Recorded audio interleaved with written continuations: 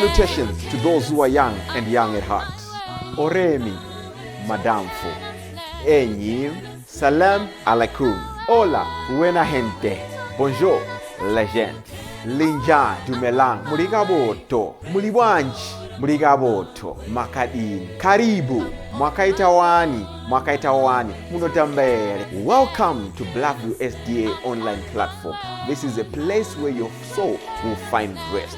Did you know every Wednesday and Friday at 6:15 p.m. we have consistent midweek prayers? Not only that, during the day from Monday to Friday, if you need a soulful song, please tune into our platform and indeed you'll find rest for your soul. On Sabbath, which is Saturday, we have services from 8:30 right up to 6 p.m. What do you expect to find? We have got the church at study, Sabbath school, music. It's story time. Even our little ones, the children, will find solace on Blackview online worship platforms. Yes, not only are they going to receive a powerful sermon for them, but including the songs, and they'll sing the songs of Zion in the comfort of your home. Yes, you are waiting for the power hour as we receive the beautiful words, the wonderful words that come from the word of God. In the afternoon, we have got powerful discussions, not only for the young, but even for the old, as we prepare this journey on this planet Earth before the sundown. Yes, there is a sermon that will usher you into the new week as you listen to God speak to you. What are you waiting for? Tell your friends about it. Don't forget to join us on YouTube and Facebook. Like our page and subscribe to our YouTube channel. God bless you as we meet on Blackview online worship platform. Nobody can stop me. Don't you wanna go? I'm going there. Nobody can stop me. Ndakarwadziwa Jehovah asamwa zvitema zvakandifuwira pasi ndakachema ndirimo mumatope tenzi akandiburitsa kunzezve andiburitsa mumatope andinisa ine panomwa ndasiyandiparweyo umoyo rekukunza haleluya andinisa panombo petro naye masiko angu asimbiswa pano andizongoputike ndire pano domira ndizofika chiremba andiburitsa mumatope andinisa ine panomwa nasiyandiparweyo umoyo rekukunza haleluya andiparweyo rutsa rerukudza noruyimba usiku nesikati moyo wangu wazara nerufaro ndichazokudza mununuri wangu Jehova andiburitsa mumatope andinisa ine panombo nasiyandiparweyo umoyo rekukunza haleluya ndichaimba tsitsi dzake kuneni zvine kunaka kwake kune vese ndichazoimba ruponeso kwese agara vese vasimbire Mwari ndichaimba tsitsi dzake kuneni zvine kunaka kutaka kwake kunewese ndichazo imbaruko ezokwese kaka awese wasimbire mari andiboreza mumatope ona anesa ine paromo nasiani ane parweyo mumoyo kukuza haleluya haleluya andiboreza mumatope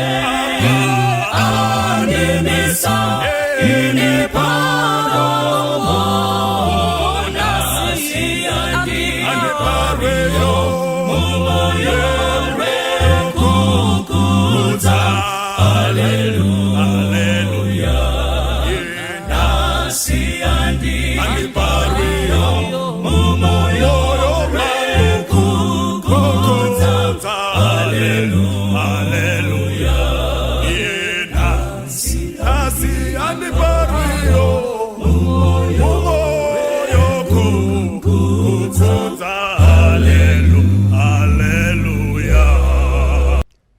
Kwaziwai vana vaMwari, ndoda kukwazisai mose muzita raJesu kwose kwamuri. Nhasi toda kudzidza musoro wenyaya unoti iwo handiburuki handiburuki. Zvinoburusa vanhu muupenyu huno zvakawanda kwazvo. Mwari anotsvaka mutendi umwe noumwe unomushuvira kutenda kwakakwirira. Kutenda chii chinoi kutenda? Kutenda kuti ndizvo izvo zvisati zvadaro kuti zvigodaro nokuti Jesu wazvitaura. Kana uchidzidza mubhaibheri mubhuku raLuke chapter 1 verse 37 inotiyo nothing is impossible with God. Hapana chinokona pana Mwari. Kana Mwari waramba uri paari wakakwirira pakutenda uri paari hapana chinokona. Chose chaunovavarira nokukumbira Mwari unokuitira. Saka usaburuka pakutenda, ramba uri pakakwirira. Shoko raMwari rinosimbisa nyaya iyi. Mubhuku raMarko chapter 11 tichaverengegwa verse 24 inoti Verse 24. Yes. Ndinoti kwamuri whatsoever you ask for in prayer tendai kuti mazvigamuchira mugova nazvo. Chikomborero Jesu unosimbisa nyaya iyi. Unoti hama dzangu dzinodikamwa, kwirirai pakutenda, musaburuka pakutenda shoko raMwari. Rambai muripo pana Jesu Kristu. Kukai zvinhu zvose zvamunokumbirira tendai kuti mazvigamuchira mugova nazvo. Hapana chinhu chinotsvakwa naJesu sokutenda. Kutenda kwedu kunofanira kukwirira, kugara pakakwirira, kugara pashoko raMwari, kugara pana Mwari. Marko chapter 9 verse 23 ina mashoko makuru inoti Jesu akati kwaari kana iwe uchigona kutenda zvose zvingaitika kuno unotenda. Bhaibheri rinotiro Jesu asati arapa unoti kuna Baba, kana iwe uchigona kutenda zvose zvingaitika kune vanotenda. Regai ndikuudzei vanhu vaMwari, chinotsvakwa naMwari muupenyu huno kubatana naMwari pakutenda. Tenda shoko raMwari, tenda kuti zvose zvinobvira. Usaburuka munhu waMwari, ramba uchinamata munamato unoti ina handiburuki pakutenda. Hebrew chapter 11 verse 6 inoti kana pasina kutenda hazvibviri kumufadza Mwari uyu, nokuti vanouya kuna Mwari vanofanira kutenda kuti Mwari uripo uye kuti unopa vanomutsvaka mubayiro wavo. Regai ndikuudzei hama dzangu dzinodikamwa, kana touya kuna Mwari, Mwari wakakwirira, une shoko rakakwirira, uchatipa umambo hwakakwirira, unotitenda kuti uripo uye kuti unopa. Apa ndopada tenda kuti Mwari unopa vanomutsvaka mubayiro wavo. Usaburuka munhu waMwari. Mukati mevanhu pane zvizhinji zvaburusa vanhu. Vamwe vanoburuka nokuda kwenhamo, voburuka kubva pana Mwari votsvaka n'anga, vainda kwakareruka kwakadzira. vamwe vanoburuka nemhaka yekushayiwa mbereko vondotsvaka vaprofita kana n'anga. Munhu waMwari usaburuka, Mwari uchakupa. Vamwe vanoburuka pakutenda nemhaka yekushayikwa kworudo mukati momuchato. Murume unogona kufuratira mukadzi, unogona kusava nehanya nomudzimai wake, kana mukadzi unogona kushayiwa hanya nomurume. Murume woburuka, usaburuka munhu waMwari. Ini handiburuki. Vamwe vanoburuka nemhaka yepolitics, vanoda zvenyika ino, izvo zvenyika ino zvichaguma. Vamwe vanoburuka nokutsvaka hutano, akagwara akaenda kuchipatara akakona kupora. Woburuka woinda kwakaina Mwari, usainda munhu waMwari. Namata, usaburuka. Vamwe vanoburuka nemhaka yekutsvaka mamirako, vanoda zvinhu zvamahara, vanoda mari dzamahara, motikari dzamahara, vakadzi vamahara, zvinhu zvamahara. Hakuna chinhu chakadaro. Usaburuka kubva pana Mwari. Rambira pana Mwari munhu waMwari, kwose kwauri, ingava nhamo ipi ingakuwana. Usaburuka kubva kuna Mwari. Vamwe vanoburuka nemhaka yamafaro, vanoda kufara munyika ino vachidhlambanje nokuisvuta. Vanoda kufara munyika ino vachitsvaka pfambi, vachibata mazama avasikana. Rega ndikuudze munhu waMwari, mufaro mwena unoguma. Usaburuka kubva pana Mwari. Vamwe vanoburuka nemhaka yekutsvaka kugara zvakanaka. Rega ndikuudze hama dzangu, hapana chinofanira kukuburusa kubva pana Mwari, nokuti Mwari une zvose. Kana uchirava 14 yamabasa 22, Pauro achisimbisa vadzidzi achiti tinofanira kupinda mushe hwaMwari namadambudziko mazhinji. Chero madambudziko akauya, usaburuka kubva pana Mwari. Nyangwe muchato ukaoma, usaburuka, usaramba murume. Namata uripo. Bhaibheri rati namata uchitenda, Mwari uchakuitira. Zvakazarurwa chapter 3 verse 11. Tega munhu waMwari. Yes sir. Ukai ndinokurumidza kuuya, batisa icho chaunacho, urege kutoregwa korona yako. Munhu waMwari usaburuka. Bhaibheri rati kwaina Jesu ndinokurumidza kuuya. Behold, I come quickly. Batisisa chaunacho choupenyu usingaperi. Batisisa shoko raMwari. Batisisa kuzvibata. Batisisa kuvimba naMwari. Batisisa pamunamato. Batisisa pa that says the Lord. Kana waramba wakabata, Mwari une korona yaakatimigira, yaachatipa. In fact, asati abuya uchakonifema kuti ndinofamba newe kana ukasaburuka. Hama dzangu dzinodikamwa, Mwari watinoshumira ndiMwari wakakwirira, ndiMwari unoda vanhu vakakwirira mupfungwa, vanhu vanotenda kutenda kwapamusoro. Isaiah 57 verse 15. Tega munhu waMwari. Zvanzi noakakwirira, the highest God ari kumusoro. Unogara kusingaperi, une zita rinoijene. Kwaina Mwari ndinogara pakadiko, pakakwirira. Handigari pavanhu vanoenda kugwizi, handigari pavanhu vanovata pasi pemiti vachiita zvivi, handigari mubhawa. Ndiri Mwari anogara pakakwirira. Zita rangu rine dzvene. Munhu waMwari, vavarira kusaburuka. Kwaina Mwari ndinogara, ipedzise munhu waMwari, pakakwirira. Waka eka ya Bhaibheri ratiro ndinogara pakakwirira. Zita rangu rine dzvene.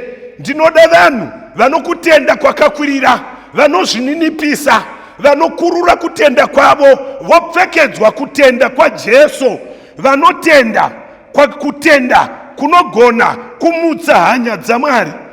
Rega ndikuudzei vanhu vaMwari, pano Mwari ari kuti ndinogara pakakwirira, ari panzvimbo yakachengeteka. Kana munhu ukasaburuka, ukaramba uri pana Mwari, uri pakachengeteka. Zvose zvinodiwa nemoyo Mwari unokupa. Tiri kuverenga maPsalm 91 verse 1 uchiinda kuna 3 inoti, uyo ugere panzvimbo yokuvanda doka ukagara panokuvanda pana Mwari okumusorosoro. Tega ucharambira pamudziwo wamasimba. rambira ipapo, usaburuka. Come on. Ndichati pamusoro paJehovha ndiye utiziro hwangu nenhare yangu, iye Mwari wangu naye. Haleluya. Hey. Nokuti Iye uchakurwira parugombe gomutei weshiri napahosha inouraya. Haleluya. Ramba uri pakakwirira, usagara pakaderera. Nyange vanhu vose vanoita chivi vanenge vashandisa lower senses, asi vanoshandisa upper senses dzinobatwa nomweya mutsvene. Havagoni kuita chivi. Kukaikana ukagara pakadero, iye uchakugwira parugombe gomutei weshiri napahosha inouraya kwazvo. Uchakugwira Mwari uyu nemhaka yekuti warambira pano wakakwirira. Vhesi ra14 tega munhu waMwari. Ya ndohaka ndichamugwira ndomuisa pakakwirira.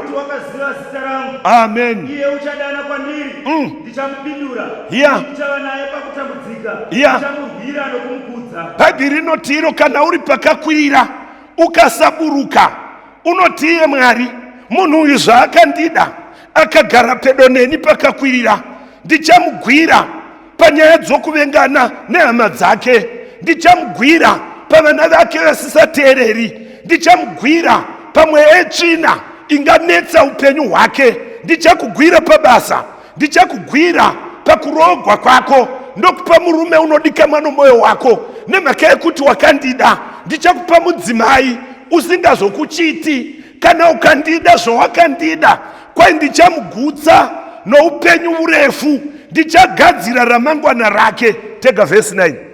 Verse 9. Ya Nokuti imi Jehovha Ya. muri utizivo hwangu. ndohaka Iwe wakaita wokumusoro-soro ugaro hwako. ya Bhaibheri rinoti iro zvaakandida munhu uyu akagara pedo neni, ndichamugwira.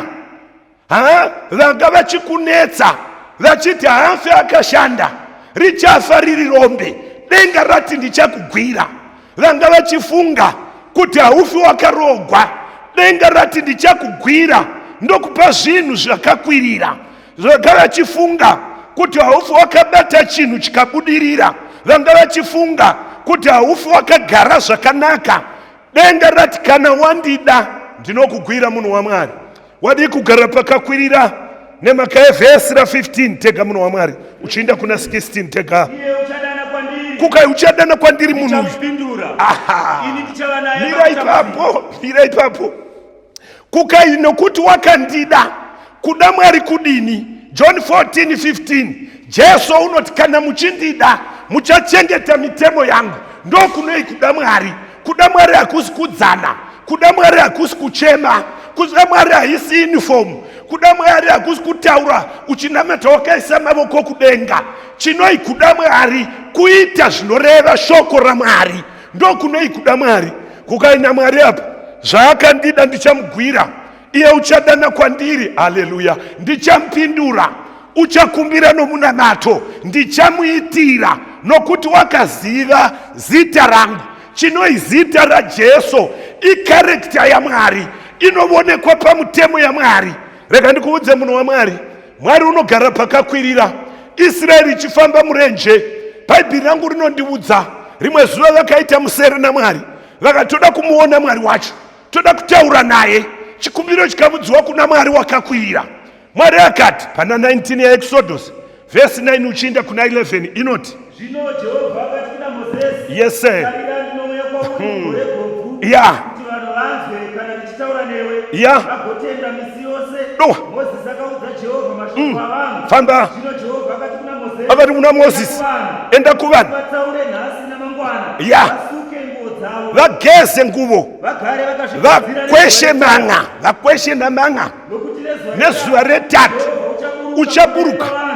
vose pamusoro pegomo reSinai. Amen. Achaburuka aripi? Haaburuki ari mugwizi, anoburuka ari pamusoro pegomo. NdiMwari wakakwirira, une njere dzisingazikamwi, une protection iri shuwa.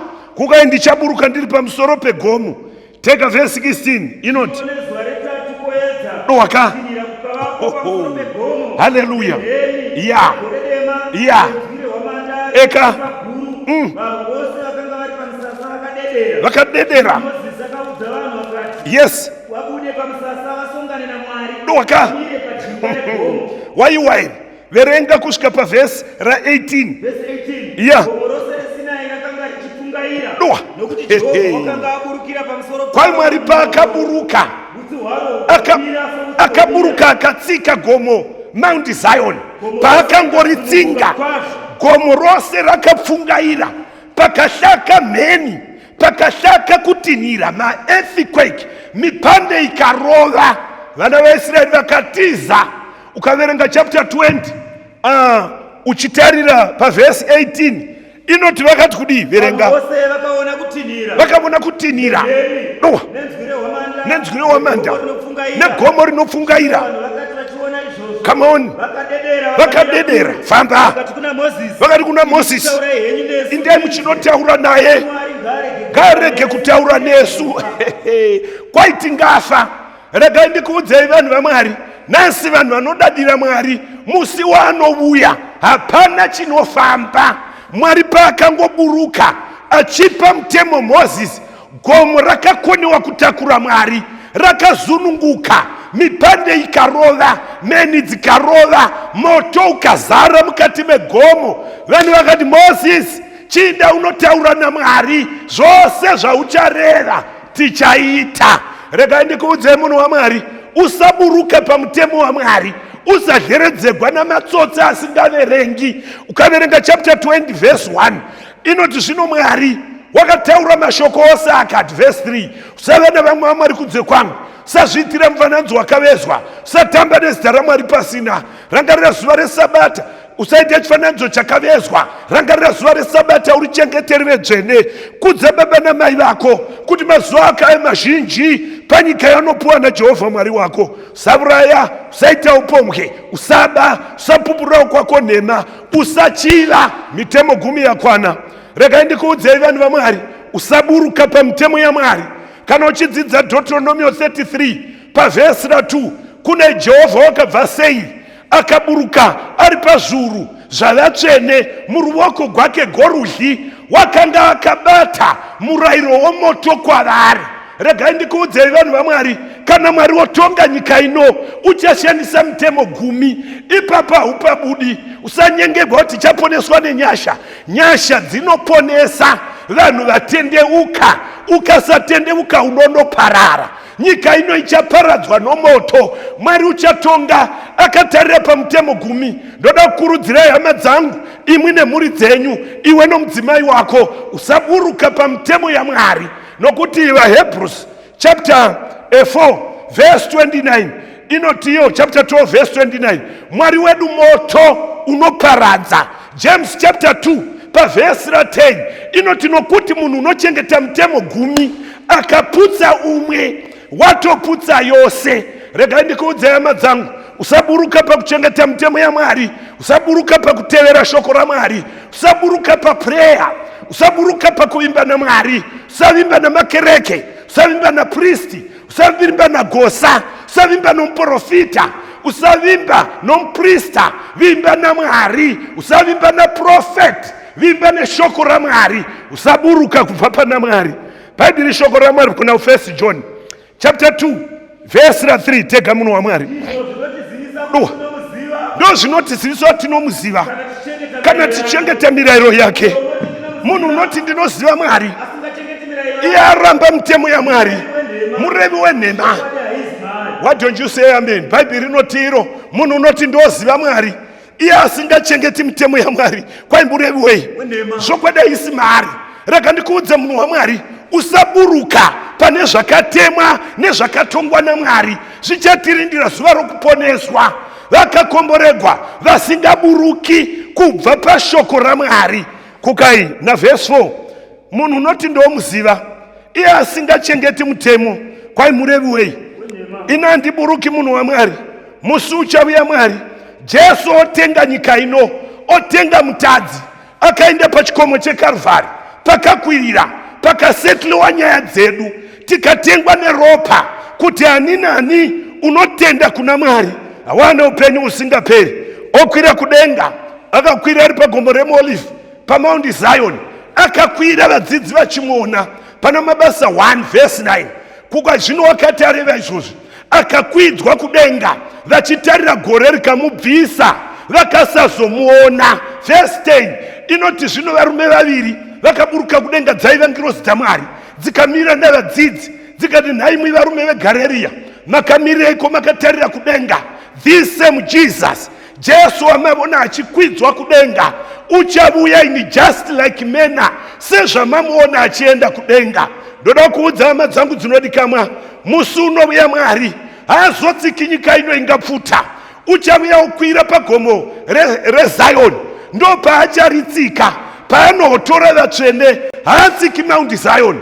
Unomira nochomudenga makakwirira, oridza hwamanda, vatsvene vakafa vachitenda kuna Jesu vachamutswa, makuva achaputika, mahwiro ozaruka, vakatenda mushoko raMwari, vasina kubva pana Mwari, vakaramba vari pakakwirira pashoko raMwari, pamitemo yaMwari, ndo vachamutswa. Vapenyu vanenge varipo nguva iyoyo vachachinjwa sokugayira kweziso, vopuwa muviri mutsva. Bhaibheri rotoenda kudenga. Zvaka chapter 20 inoti chaita 1000 years tiriko kudenga tichitonga namukoma Jesu, tichibvunza kuti ko vamwe vaya vaifembera nhamba dzechitupa varipi? Ko vamwe vaya vaifunga kuti vakangwara vachiramba Mwari varipi? Bhaibheri Jesu uchati, uyai ndikuratidzei. Shoko rangu ndakati vachapinda kudenga ndevanoita kuda kwaMwari, kwete vanoita kuda kwavo, kwete vanoita kuda kwavanhu, kwete vanoita kuda kwemwoyo. Vachatevera shoko raMwari ndo vana vaMwari. Bhaibheri rinotiro after 1000 years Jesu uchatungamira, otsika gomo redingwiza Mount Zion, kugadzirira panogara Holy City of God, pachagara Jerusalema raMwari. Tiri kuiverenga kuna Zechariah chapter 14 verse 4 uchiinda kuna 5. Tega munhu waMwari. Ndi Jesu eka ya richapamukana pakati ya rotsedukira kurima chamhembe famba mpata mukuru kwazvo. Imwe ichatsedukira kumusoro, ichatsedukira zasi. Doaka famba munhu waMwari. Bhaibheri rinoti iro Jesu uchatsika Mount Zion, rotsedukira rimwe kumusoro, rimwe rotsedukira zasi, kugadzira panogara Holy City of God inenge ina vatsvene. Munhu waMwari usaburuka, saburuka kubva kuna Mwari. Ramba kugara pavanhu vane zvivi, ramba kugara pavanhu vane mirangariro yokusada Mwari. Mwari uchaisa vanhu vake vanenge vari muHoly City, paMount Zion, vatsvene varimo. Iko musi waanoonekwa Jesu. Bhaibheri rinoti unenge ari pakakwirira, pachavonekwa nomunhu wose. Vatsvene vanoti ndiye watatamirira, vatadzi manje. Ndoda kuudza Mwari wakakwirirawo haasi Mwari wokutamba, ndi Mwari wakabata nyika ino yose iri muruoko gwake. Kufema kwako kuri mumavoko ake, all your plans iri muruoko gwake. Hapana chaasingazivi noupenyu hwako. You better listen to the word of God ndokuti uponeswe. Inzwa zvakazarugwa. Musi uchaburuka muchinda 6 verse 14 uchiinda kuna 17. Tega munhu waMwari. Mwari ngaavongwe namakomo ose nezviwi zvakaitwa displace. Come on. Namadzimambo enyika, navakuru, navatungamiri vehondo, navafumi, navanosimba. Yese vakandovanda kumapako nomabwa makomo. Ya doka Bhaibheri rinoti iro, nokuti zuva rokutsamba kwavo rasvika, ndiani unogona kumira?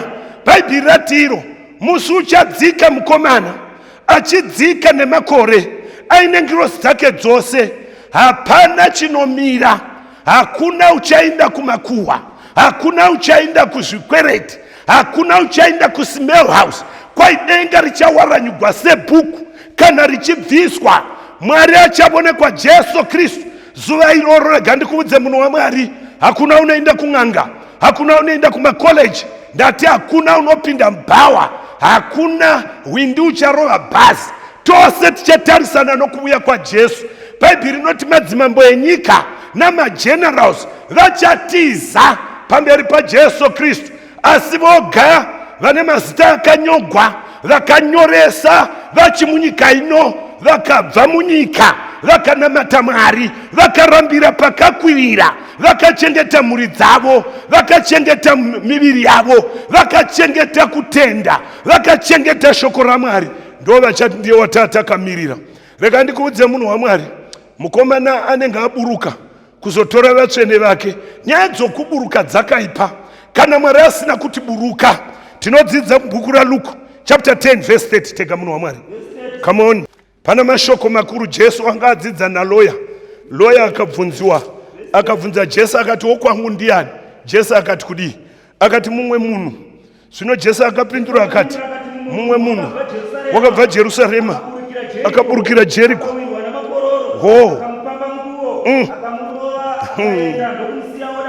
Doaka ya famba akanyenyeredza akasvika ya akanyenyeredza futi. Amen. Eka akamunzwira tsitsi, akapombera mavanga ndokudira waini. Haleluya. Pachipfuwo chake nyaya munoiziva. Bhaibheri rangu rinotiro, enda kune imwe. Bhaibheri rangu rinotiro kwai Jesu achipindura loya. Jesu akati mumwe munhu waibva Jerusarema kwakakwirira achiburukira Jeriko kuna makororo muzhira, akasangana namarobha, akamurova, akamataka, akapambiwa nguvo, akamurova, akamusiya ari half dead. Shoko raMwari rinohwisa urombo, rinoti muprista akaburuka nezhira iyoyo, akamuona, akatendenedza, murefu akatendenedzavo. Rega ndikuudze hama dzinodikama, ruponeso gwedu hakusi kuimba kuchechi, hakusi kuparidza muchechi. Ngatinzwei tsitsi navanhu vakaparadzwa naSatani. Hauhwi urombo here kuona vanhu vanodliswa vuswa, vakatakwa nedzidziso dzenhema, nasi vari kuhwisa urombo. Vamwe vanonamatiswa pazuva, havatendegwi kuritiza, vanonamatiswa nyangwe mvura ichinaya, vanonzi musabva, vanotakuriswa matombo nemvura. Rega ndikuudze munhu waMwari, vakatakwa naSatani, vakapuwa dzidziso dzisingabvi mushoko raMwari. Haunzwi urombo here? Enda unopamba mavanga, enda unobetsera vanhu vari half dead, vamwe vari kumiswa mbanje, vamwe vari kumwiswa doro, vamwe vanoudzwa vanzi mupombwe, hakuna usingaiti, vakuvadzwa naSatani muzhira yeJeriko. Kwai muSamaria aiburuka nezhira iyoyo, akamuona, akamukwidza pachipfuwo chake, akaenda naye kuchipatara, akabhadhara zvose. muSamaria une nyasha anopicture Jesu Kristu akabva kudenga, akatenga vanhu neropa rake. He paid it all kuti vanhu vose vanotenda vawane upenyu husingaperi. Hama yangu inodikamwa, hakuna kuponeswa kuno umwe, hakuna rimwe zita rakapiwa pakati pavanhu ratinosunungugwa naro. Usaburuka munhu waMwari, usaburuka. Judges chapter 14 verse 1. Pano murume mwana waManoa wainzi Samson akakomboregwa naMwari mubaba, vakai mwana uyu uchasunungura Israeri. Hafani kudya zvinovava, hafani kumwa doro, hafani kugegwa musoro. Bhaibheri rinoti mai vake vakateerera nababa, akazvagwa aine simba, akura mwana uyu aine simba neprotection yedenga. Inzwa zvakaitika 14 verse 1. Zvino Samson wakaburukira Timuna, Doaka akaona paTimuna mukadzi pakati pavakunda ya akakwira akandoudza baba vake namai vake, ya akati ndaona mukadzi paTimina. pavakunda vaviri. Come on, famba munhu waMwari, Zvino nditorei iye ave mukadzi wangu. baba vake namai vake vakati kwaari, Ya pakati pavakunda vehama dzako Ya. kana pakati pavanhu vangu vose Ya. pana mukadzi here, toona kundozvitorera mukadzi pakati tega munhu waMwari.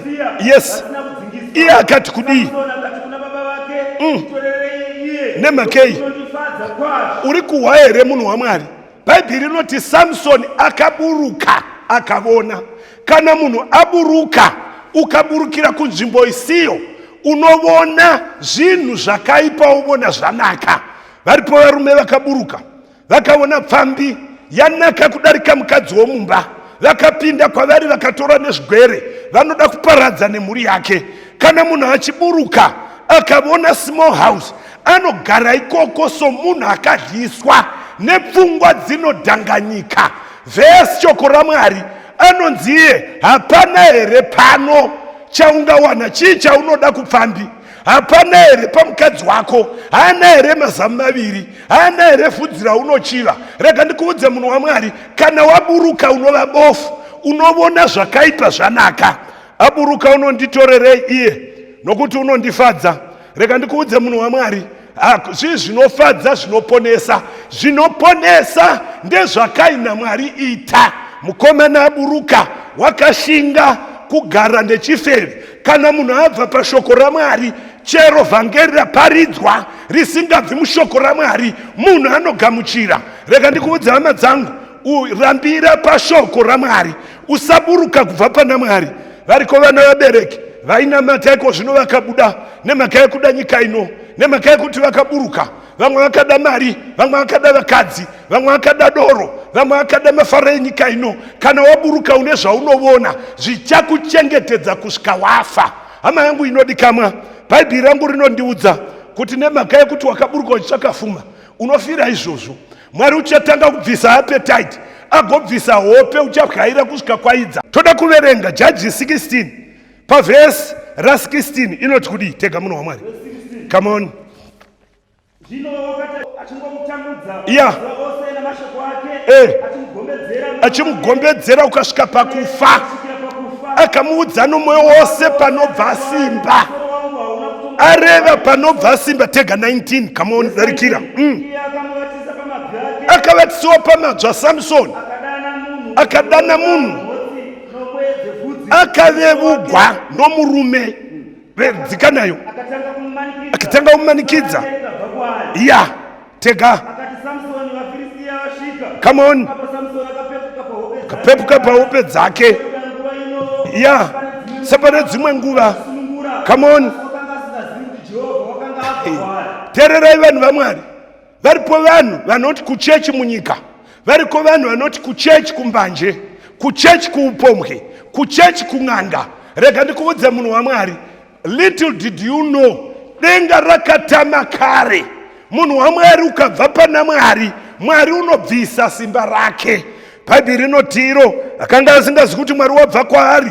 Bhaibheri rangu rinoenda mberi, rinoti vakatanga kumudzanisa Samsoni, vachimudzanisa kusvika aneta.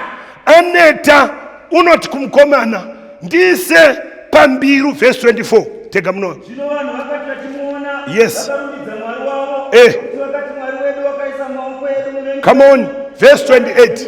Verse 28. Verse 28. Ipapo Samsoni akadana kuna Jehovha. Yeah. Ishe Mwari, tirangarire henyu. Nguva inobedza. Ini Mwari nditsivigwe meso angu Famba. vaFiristia. Tsika pazasi. Verse 29. Verse 29. Samsoni akabata mbiru. Akabata mbiru mbiri dzapakati, dzakanga dzakatsigira imba, akadzisunda rorudyi imwe noruboshwe, imba ikabvuma. Chimira ipapo, inda kune imwe. Bhaibheri rinoti iro, Samsoni aneta nokudzana. Unoti mukomana, ndise pambiru mbiri ndimbozorora.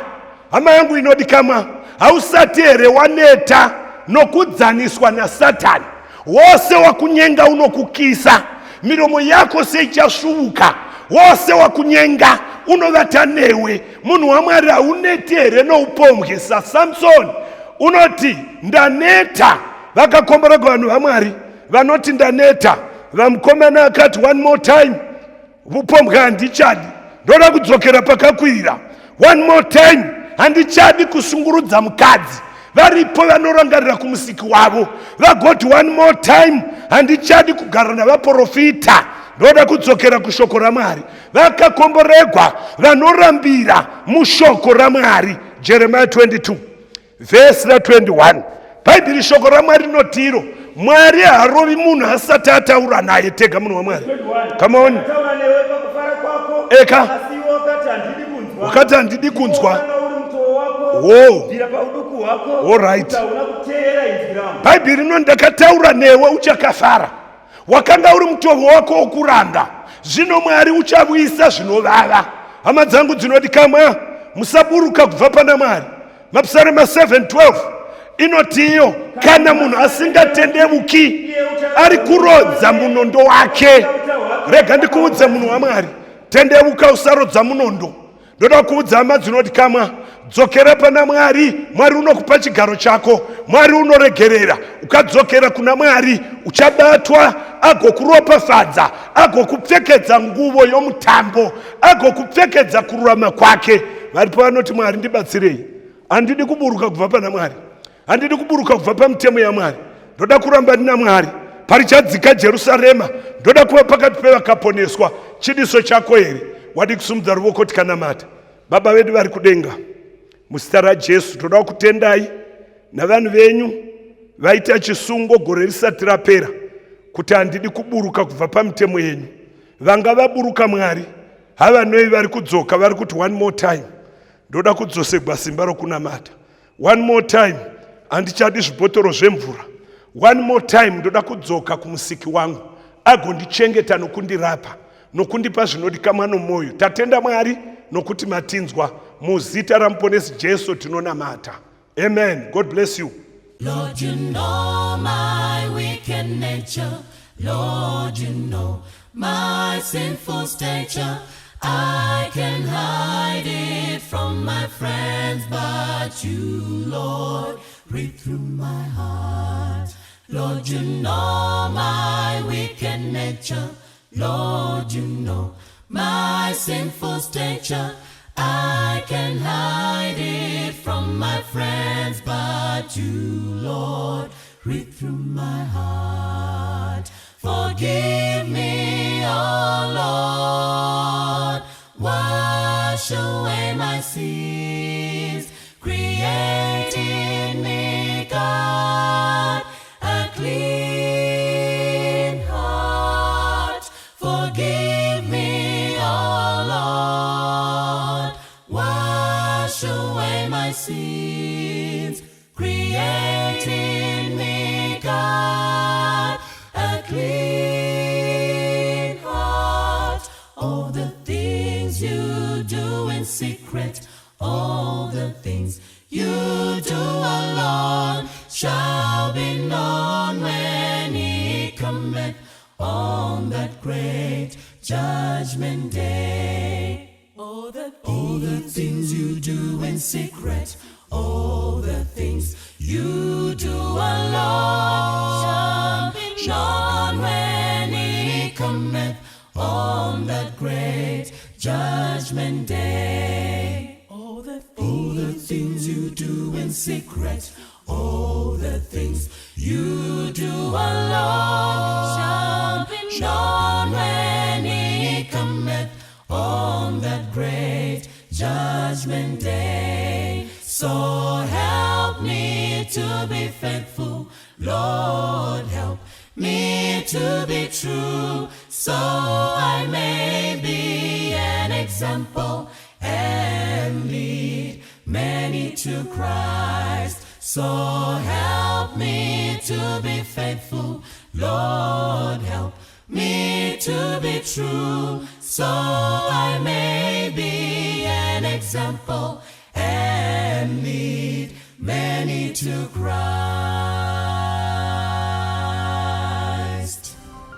Chiuya zvino titaurirane, kunyangwe zvivi zvako zvatuka sei, ndichazvichenesa semakushe ewai. Zvichanaka, zvichapera, zvichafura. Baba vako vanokudana, nasi uno iwe, vanoti huya kwandiri iwe, wakaremerwa, ndichakupa zororo. Inzwa izwi ra baba vako rinokudana iwe. Hazvinei chitema chako Jawanda sei Anoti huya madini Sejicha Hanozi chinesa Semazaya echado Zichanaka Zichapera Zichapura Chiuya zino Titaurirane Kunyangwe zirisha Koja tukasei Dichazi chenesa Sema kushe ewai Zichanaka Zichapera Zichafura Chiuya zino Titaurirane Kunyangwe zirisha Koja tukasei Dichazi chenesa Sema kushe ewai Zichanaka Zichapera Zichafura Uya Titaurirane iwe Uya Dichakupa zororo Uya Iwe wakaremerwa Uya Nasi uno Uya Iwe uya Zichanaka Zichapera Zichafura Uya Titaurirane iwe Uya Dichakupa zororo Uya Iwe wakaremerwa Uya Nasi uno Uya Iwe uya Zichanaka Zichapera Zichafura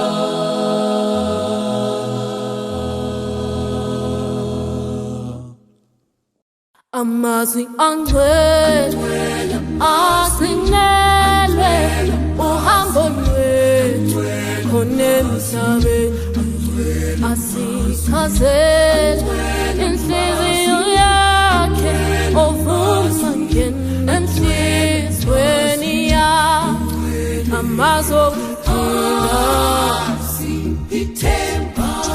asipha amandla ayasinwetha lapha emhlabeni siyalahleka amazwi endulo ekhaya amazwi amahle aguqulile inhliziyo zethu yebo sizile baba siyavuma baba sizoni baba enhlizweni zethu amazwi amahle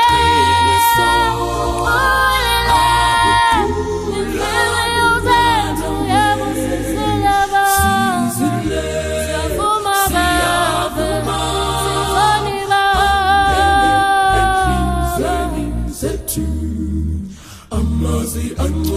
Yemthethweni siyawakhula nguba siphile njengamakristu wena hamba ngokuqonda uyigcine emthethweni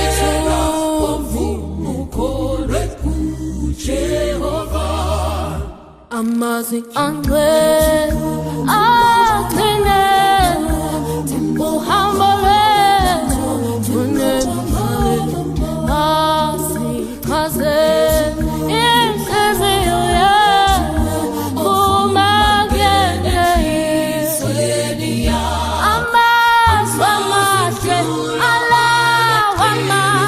Oh,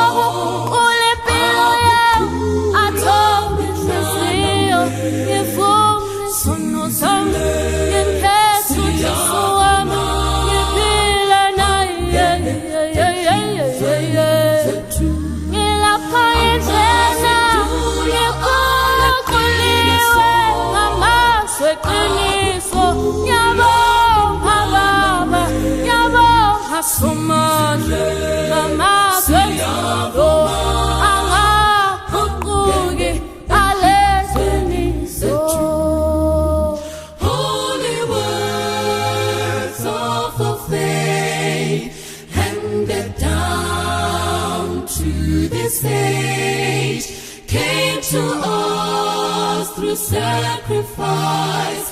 Oh, hear the faithful words of Christ, patient words ever true, changing me and changing you.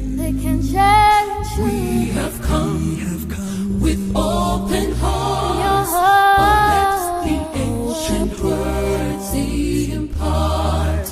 Amazudulo ala klineso, agukula minana we.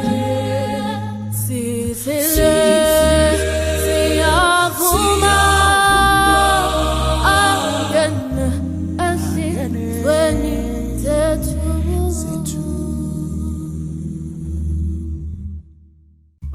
Batizanyi yomwenje yenyu, nokuti Jesu abepecho.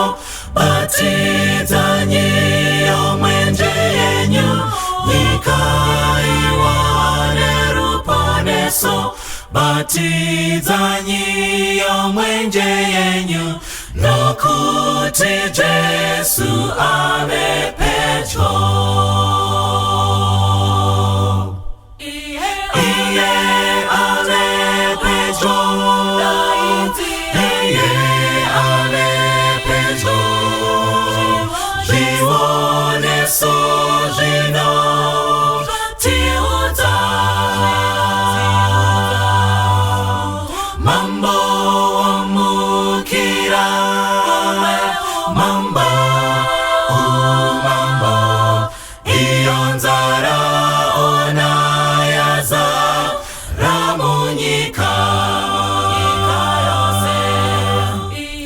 Iye alepecho, iye alepecho, jiwone sojino, tiuta. Mambo mukira, mamba, mambo, ionzara onayaza, ramunyika yose. Simukanyi mose, mula otete mose. Jesu ano, uya, Jesu ano, uya, iye, uya nekukasika.